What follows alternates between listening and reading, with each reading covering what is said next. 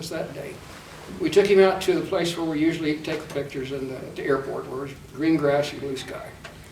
And that horse, despite what he was, he planted his feet, stuck his head up in the air, cocked his head and his ears, stood there like a statue. And we got as good a pictures as you could get of a not the best horse. But that gentleman, I sent him the pictures and he was ecstatic. And he sent me a check right back, and he ordered postcards and business cards, and you know, he loved that horse to death, no matter what he was. And that was a really good feeling to do that. And he wasn't a wealthy person. I've taken pictures for wealthy people, and they didn't show the appreciation that that gentleman did for his horse.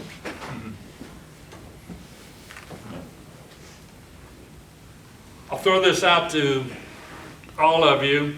How has the horse world, horse business, etc., changed, or what changes have you seen in your life in the horse world? Richard?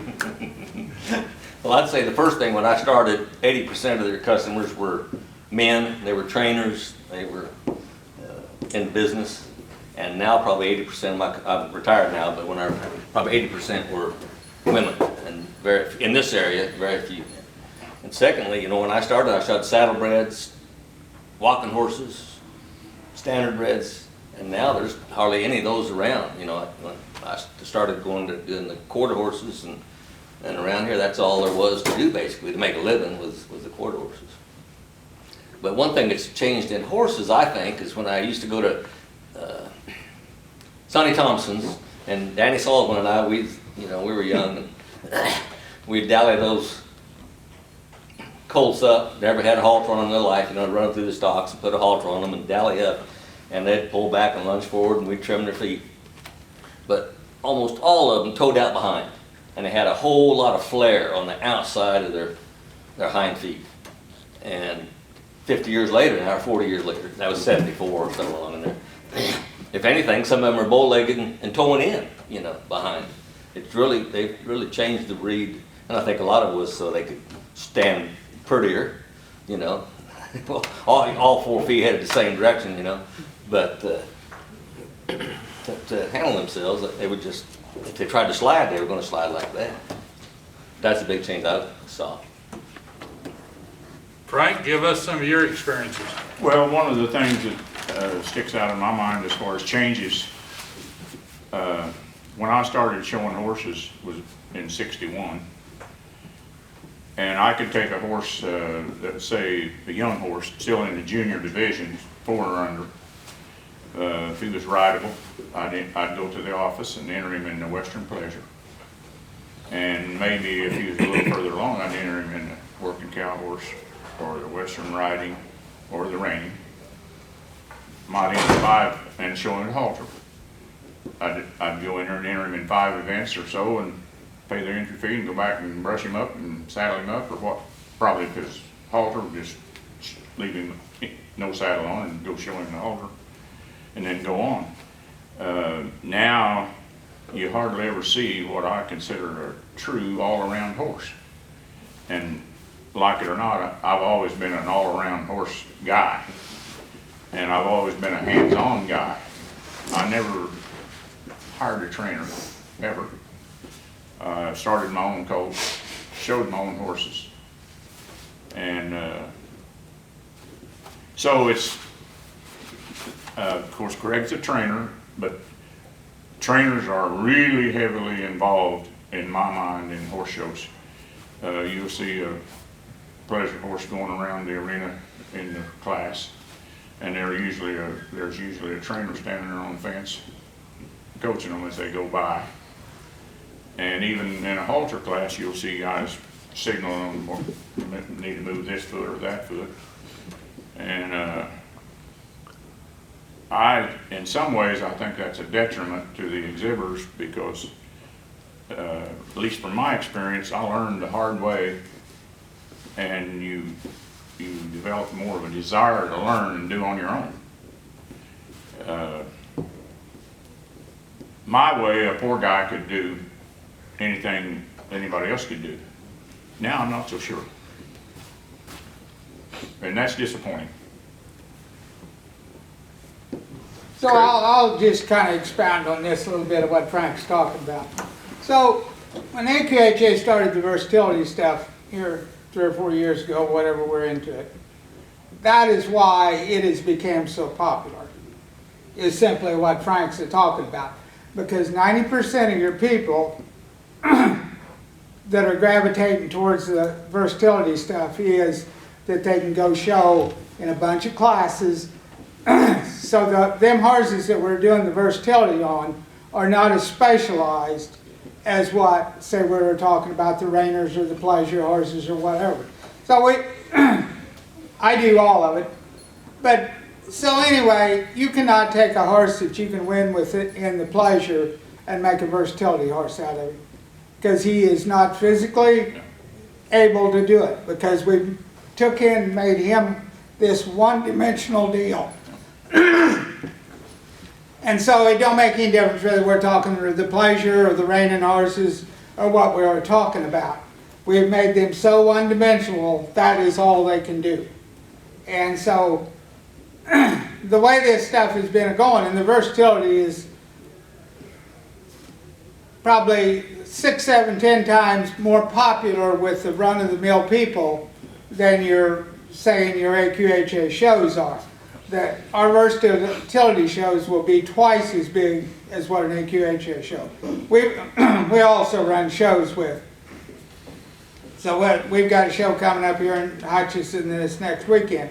So on 2 days we'll have what we'll call the show horse classes, which is just the pleasures and the horsemanships and all that stuff, and the halter classes and stuff. And then the other 2 days we do the versatility stuff. And so like in the versatility, you have got to show in 2 riding events and 1 cattle class to be eligible for the all-around. And in the versatility, the only points that really amount to anything is winning the all-arounds. And that is not going to change. And that, because the ones that started the versatility deal, that was the whole theory behind it, that the all-around points was the only thing that counted. So like when you're doing the versatility deal, you've got to win an all-around to come up with any points. And as far as I'm concerned, it's a good deal as far as improving what we're going to have for horses that the general public can get along with. Because like doing the show horse stuff, 99% of your horses that we take and can be competitive with showing are not horses that ordinary people can keep at home. They have got to be with somebody. They are just hot enough that the ordinary people, you cannot take and ride them once every couple of weeks and that kind of stuff. They will not stay hooked. It's just what it is.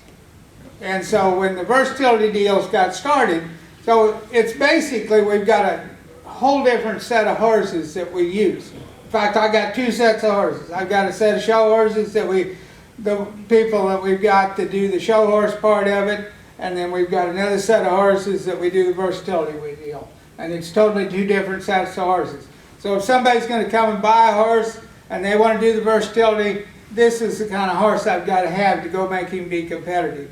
If they want to do the show horse deal, I've got to have another horse to go do it with. They will not cross over.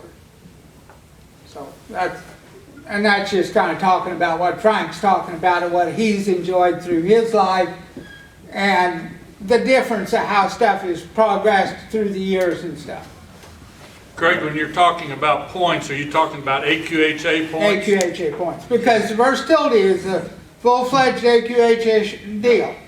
But as far as to say a specific event you're going to get points out of, you're not.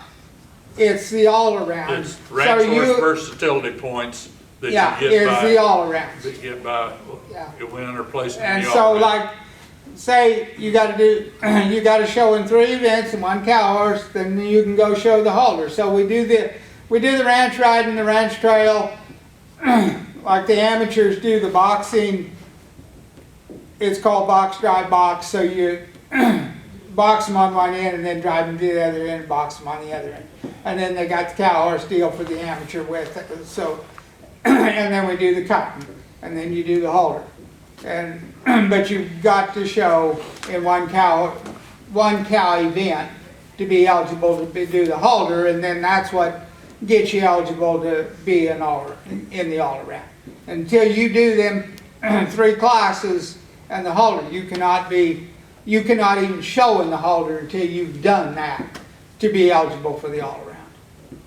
I sometimes think the ranch horse versatility is an attempt to go back to the good old days to some degree. Well, and that's exactly right. And so the group of people that do the ranch versatility deal is a totally different group of people than what we've got that we do the show horse with. And I shouldn't even really say this, but I'm going to anyway.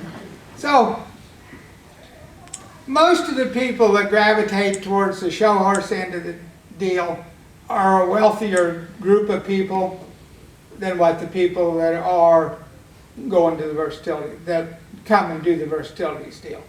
You know, there's just that deal in between it. And I'm going to just say it that way because that's what it is. Yeah, I know where you're coming from. You know, it's what it is. But Not as only- far as to say that our versatility horses they're costing a ton of money right now. You cannot get a versatility horse bought that you can say I can go be competitive with. You know, when I'm talking about being competitive, having a chance to go win a class with this horse, he's going to cost you a lot of money. It's just what the horse deal is right now. It's just crazy what it is. It ain't no different with the rope horses. You know, it's just crazy. And there ain't no rhyme or reasoning to it. How long it lasts, I don't know. But what it is right now, it's just crazy. I've always thought of it somewhat this way.